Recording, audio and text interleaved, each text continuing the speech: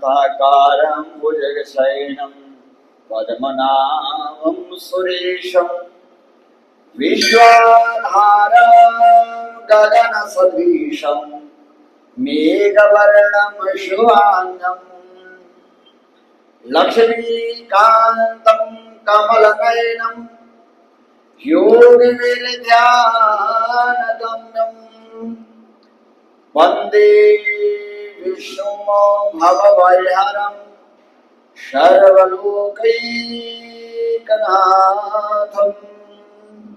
बोले सत्यनारायण भगवान की जय। भज मन नारायण नारायण नारायण, भज मन नारायण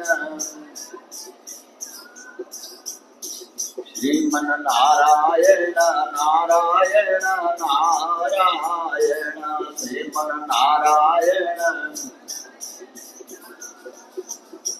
लक्ष्मी नारायण नारायण नारायण, लक्ष्मी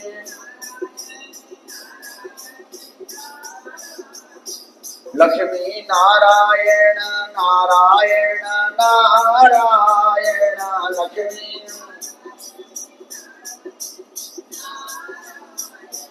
भज मन नारायण नारायण नारायण, भज मन नारायण नारायण।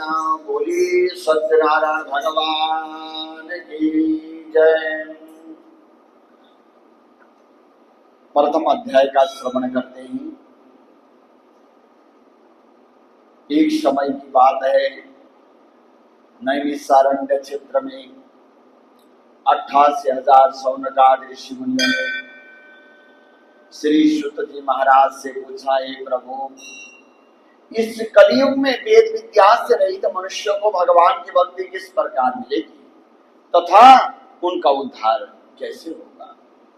इसलिए हे मुनि, ऐसा कोई तपस्या कहिए, ऐसा कोई व्रत कहिए, ऐसा कोई उपासना कहिए जिससे थोड़े समय में अत्यधिक पुण्य फल की प्राप्ति हो। और वह कथा सुनने की हमारी बड़ी प्रबल इच्छा है। सर्वशास्त्र ज्ञाता आदरणीय सुत जी महाराज बोले, हे वैष्णव पूज्य, आप सब ने प्राणियों के हित की बात पूछी है। अब मैं उस श्रेष्ठ व्रत को आप लोगों से कहता हूँ जिस व्रत को नारद जी ने लक्ष्मी नारायण जी से पूछा था और लक्ष्मीपति ने मुनि श्रेष्ठ नारद जी से जो कहा था सो ध्यान से सुनो। एक समय योगीराज नारद जी दूसरों की हित की कामना से अनेक लोकों में घूमते हुए मृत्यु लोक में पहुंचे और वहां अनेक योनियों में जन्मे हुए प्रायः सभी मनुष्य को अपने कर्मों के द्वारा अनेकों दुखों से पीड़ित देख करके सोचा कि इस यत्न के करने से निश्चय ही प्राणियों के दुखों का नाश हो सकेगा। ऐसा मन में सोचकर विष्णुलोक को चले गए। वहां श्वेत वर्ण 4 भुजाओं वाले देवों के देव भगवान नारायण जी को देख करके, जिनके हाथ में शंख चक्र और गदा पद्म थे और वरमाला पहने हुए थे, उनको देख करके स्तुति करने लगे। शशंक चक्रम शकीट कुंडलम कपित वस्त्रम सरशिरुक्षणम शार वस्त्रम स्थलकौस्तुभस्त्रियम नमामि विष्णु शिरसा चतुर्भुजम। बोली सत्यनारायण भगवान की जय।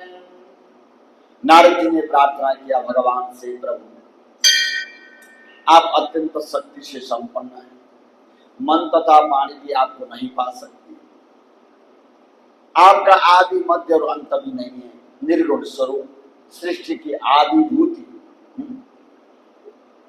और भक्तों के दुखों को नष्ट करने वाले प्रभु, आपको मेरा नमस्कार है।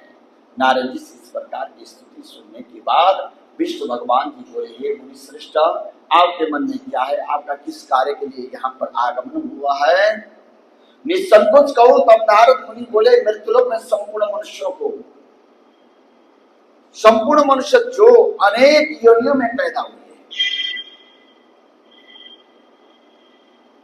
अपने अपने कर्मों के द्वारा अनेक प्रकार के दुखों से दुखी है और पीड़ित है।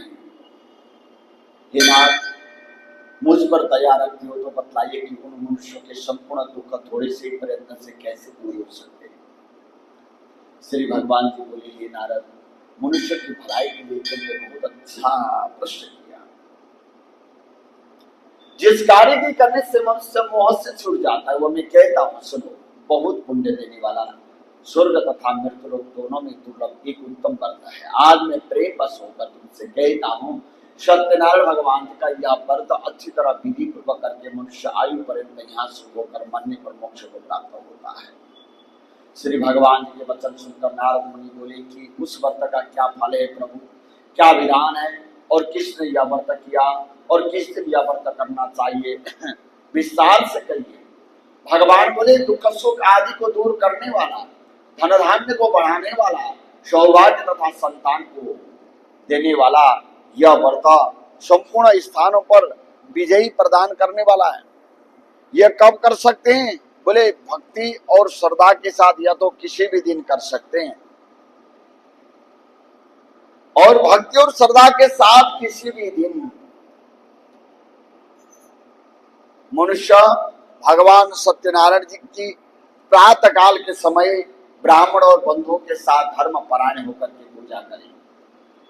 भक्ति भाव से नैवेद्य के रूप में केले का फल, घी, दूध, गेहूं का चूर्ण, ये सवाया मात्रा में लें।